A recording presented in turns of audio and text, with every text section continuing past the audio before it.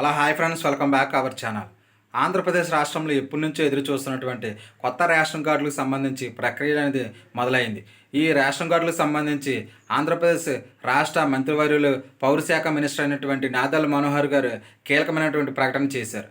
ఈ డిసెంబర్లోనే వీటికి సంబంధించి ప్రక్రియ అనేది మొదలవలసి ఉండగా కొన్ని కారణాల రీత్యా ఇది ఫిబ్రవరి వరకు వెళ్ళింది. అయితే ఫిబ్రవరి నెలాఖరుకి రాష్ట్రంలో ఎమ్మెల్సీ ఎలక్షన్కి సంబంధించి ఎలక్షన్ కోడ్ అమల్లో ఉండడం వల్ల మార్చి నెలలో ఈ కొత్త రేషన్ కార్డులకు సంబంధించి ప్రక్రియ అనేది మొదలవుతుంది. ఇప్పటికే సచివాలయాలకు సంబంధించి కొన్ని ప్రకటనలు అయితే జారీ చేయడం జరిగింది. సో మన రాష్ట్రంలో ఉన్న సచివాలయాల్లో మనం ఈ రేషన్ కార్డుకి సంబంధించి అప్లికేషన్ అనేది తీసుకోవచ్చు. అయితే కొత్త రేషన్ కార్డులు తీసుకోవడానికి కొన్ని షరతులు అనేది గవర్నమెంట్ అనేది విధించింది. పాత రేషన్ కార్డులు ఉన్న వాళ్ళ పరిస్థితి ఏమిటి అంటే, సో పాత రేషన్ కార్డులు ఉన్న వ్యక్తులు ఎవరైతే ఉంటారో వాళ్ళకి మ్యారేజ్ అయినా లేదంటే వాళ్ళు కొత్త రేషన్ కార్డుకి అప్లై చేసుకున్న దీనికి సంబంధించి మార్పులు చేర్పులు కొత్త రేషన్ కార్డులు కొత్తగా పెళ్ళైన వారికి అవసరమైన వారికి ఇస్తారు. సో అదేవిధంగా పాత రేషన్ కార్డులు మీ పేరుండి ఏదైనా ఇబ్బందులు ఉంటే కనుక వాటిని కూడా స్ప్లిట్ చేసుకునే అవకాశము కల్పించింది. అయితే ఇందులో కొన్ని దెత్తలు ఉండడం, లేదంటే మ్యారేజ్ అయ్యి ఒక అమ్మాయికి పెళ్ళి అయ్యి అక్కడి నుంచి అత్తగారింటికి వెళ్ళడం, సో ఇద్దరు ముగ్గురు అన్నదమ్ములు ఉంటే వాళ్ళకి మ్యారేజ్ అవుతాం. సో ఇవన్నీ కూడా మనం ఈ వీడియోలో మాట్లాడుకుందాం. ఆల్రెడీ పాత రేషన్ కార్డుల్లో మీ పేరుండి పాత రేషన్ కార్డులో ఉన్నప్పుడు మీకు మ్యారేజ్ అవ్వకుండా పాత రేషన్ కార్డు ఇప్పుడు ఒక 2 ఇయర్స్లోను 1 ఇయర్లోనూ కనుక మీకు అయితే మ్యారేజ్ అయితే ఇప్పుడు మాకు కొత్త రేషన్ కార్డు కావాలి కదా, మేము ఏ విధంగా అప్లికేషన్ చెయ్యాలి అని చాలామంది అనుకుంటున్నారు. పాత రేషన్ కార్డులు మార్పులు చేర్పులు అనేది ఇవ్వడం జరిగింది. సో పాత రేషన్ కార్డు సపోజ్ మీరు ఒక గ్రామంలో ఉంటారు, కొన్ని పనుల నిమిత్తం వేరే ఊరు వెళ్ళి మీరు అక్కడే నివాసం ఉండాలనుకో, మీ రేషన్ కార్డు అనేది మీ గ్రామంలోనే ఉంటుంది. సో ఈ కార్డుని అక్కడికి మీరు స్ప్రింట్ చేసుకోవడానికి లేకపోతే ఇక్కడి నుంచి అక్కడ ట్రాన్స్ఫర్ చేసుకోవడానికి అవకాశం అనేది ఇటువంటి అవకాశం అనేది.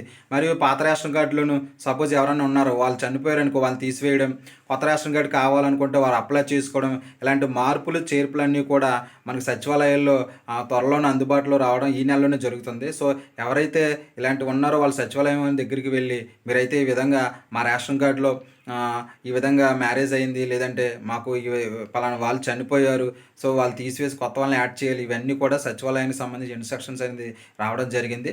సో మనకి త్వరలోనే ఈ నెలలోనే మార్చి నెలలోనే దీనికి సంబంధించి అప్లికేషన్లు అనేవి స్టార్ట్ అవుతూ ఉంటాయి. కొత్త రేషన్ కార్డులు కూడా జారీ చేయడం అనేది జరుగుతుంది.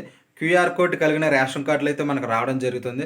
సో పీవీసీ కార్డులు అనేది అంటే మనకి ఏటీఎం కార్డు ఎలా ఉంటుంది, మనకు ఆధార్ కార్డు ఎలా ఉంటుందో, సో ఈ తరహాలో మనకి కొత్త రేషన్ కార్డులు అనేవి జారీ చేయడం జరుగుతుంది. సో ఎవరు ఆందోళన చెందవద్దు. రాష్ట్ర వ్యాప్తంగా మీకు కావాల్సిన కొత్త రేషన్ కార్డులు ఎవరైతే అర్హతలు ఉంటారో కొన్ని బోగస్ కార్డులు ఉన్నాయి. సో ఆ బోగస్ కార్డులు కూడా తీసివేసి అర్హులైన ప్రతి ఒక్కరు కూడా కొత్త రేషన్ కార్డులు జారీ చేస్తామని చెప్పి నాదెళ్ల మనోహర్ గారు తెలియజేశారు. అయితే మన రేషన్ కార్డుకి మనకి ఏ అర్హతలు ఉండాలి, రేషన్ కార్డు ఏ విధంగా ఉంటుంది, మనకి ఎటువంటి అర్హతలు ఉంటే రేషన్ కార్డు ఇస్తారో నేను చెప్తాను, ఒకటి చూడండి. సో ఫస్ట్ ఆఫ్ ఆల్ మీకు మ్యారేజ్ అయి ఉండాలి. అంటే మ్యారేజ్ అమ్మాయి కానీ అబ్బాయి కానీ మ్యారేజ్ అయి ఉండాలి. సో మ్యారేజ్ అయితేనే మీకు మ్యారేజ్ సర్టిఫికేట్ మీ దగ్గర ఖచ్చితంగా ఉండాలి. ఎందుకంటే మనకు మ్యారేజ్ అయినట్టు మ్యారేజ్ ప్రూఫే కదా కావాల్సింది. సో మ్యారేజ్ అయి ఉండాలి. మరియు మీరు చేయవలసింది ఏంటంటే ఆంధ్రప్రదేశ్లో ఉండాలి. సో ఆంధ్రప్రదేశ్లోనే ఉండాలి. మీరు వేరే రాష్ట్రంలో ఇక్కడ వేరే రాష్ట్రం వెళ్ళిపోయి సెటిల్ అయిపోయి మాకు ఇప్పుడు ఇక్కడ కావాలంటే కుదరదు. సో మ్యాపింగ్ కూడా కొన్ని చోట్ల మ్యాపింగ్ అనేది జరుగుతుంది. మీరు ఈ గ్రామంలో ఉంటున్నారా లేకపోతే ఈ గ్రామం నుంచి వెళ్ళిపోయారా ఎక్కడ ఉంటున్నారా, సో ఖచ్చితంగా అది కూడా ఒకసారి చూసుకోండి. మరియు మీకు కావాల్సింది ఏంటంటే మీ ఫ్యామిలీలో ఎవరు కూడా గవర్నమెంట్ ఉద్యోగస్తులే ఉండకూడదు. అదేవిధంగా ఇన్కమ్ ట్యాక్స్ పే చేస్తూ ఉన్నా సరే మీకు అయితే రేషన్ కార్డు అనేది రాదు. 4 వీలర్స్ కారు ఉంటే కనుక మీకు రేషన్ కార్డు అనేది రాదు. అలాగే భూమి అనేది 10 ఎకరాల లోపు ఉండాలి. మాగాని కానీ మెట్ట కానీ 10 ఎకరాల లోపు ఉండాలి. మీకు 12 ఎకరాలు ఉన్నా సరే మీకు అయితే రాదు. సో కరెంటు బిల్లు కూడా 300 యూనిట్ల లోపే ఉండాలి. అంటే కొంతమంది ఏం చేస్తారంటే కరెంటు బిల్లు ఎక్కువగా 400 యూనిట్లు 300 యూనిట్లు దాటేసి వచ్చిందనుకో మీకైతే అర్హత అనేది ఉండదు. సో ఈ విధంగా మీరు ఇవన్నీ కూడా మీరు ఖచ్చితంగా ఈ అర్హతలు ఉంటేనే మీకు రేషన్ కార్డు అనేది ఇస్తారు. సో ఈ రేషన్ కార్డు అనేది మీ సచివాలయంలో జారీ చేస్తారు. సచివాలయంలో మిమ్మల్ని మీరు పిలిచినప్పుడు లేదంటే మీకు తెలియజేసేలా వాళ్ళు చేస్తారు. అప్పుడు వెళ్ళి మీరు ఇవన్నీ కూడా అక్కడికి వెళ్ళి మీరు సబ్మిట్ చేస్తే మన రాష్ట్రంలో మార్చి నెలలోనూ కొత్త రేషన్ కార్డులు అనేవి జారీ చేయడం జరుగుతుంది. సో ఎవరు కూడా ఆందోళన చెందవద్దు. పాత రేషన్ కార్డుల పరిస్థితి ఏంటంటే పాత రేషన్ కార్డులు పరిశీలన అనేది చేస్తారు. సో అవి నిజమైనవే కావా, అందులో ఏమైనా బోగస్ కార్డులు ఉంటాయో వాటిని తీసివేసి సో మీకు మార్పులు చేర్పులు అనేది ఖచ్చితంగా ఇస్తారు. అంటే వాళ్ళు ఫ్యామిలీలో ఎవరైనా ఇప్పుడు ముగ్గురు అన్నదమ్ములు ఉన్నారు, వాళ్ళకి మ్యారేజ్ అయింది. సో ఇద్దరు మ్యారేజ్ అయింది అనుకో, వాళ్ళు అందులోంచి సెపరేట్ అవ్వడానికి అవకాశం అనేది ఇస్తారు. సో వాళ్ళు మీరు సెపరేట్ చేసుకొని మీకు రేషన్ కార్డ్ చేసుకోవచ్చు. సో మీ అమ్మాయిని వేరే ఊరు పెళ్లి చేశారనుకో, ఇక్కడ నుంచి మీరు ఈ రేషన్ కార్డు నుంచి అక్కడ స్లిప్ చేసుకొని అక్కడ కూడా మీరు పెట్టుకోవచ్చు. సో ఇటువంటి మార్పులు, చేర్పులు ఎవరైనా చనిపోతే వాళ్ళని తీసివేయడం, లేదంటే రేషన్ కార్డులకు సంబంధించి మార్పులు ఇక్కడి నుంచి వేరే గ్రామం వెళ్ళిపోయి అక్కడ సెటిల్ అయిపోవడం, అక్కడి నుంచి ఇక్కడికి వెళ్ళిపోవడం.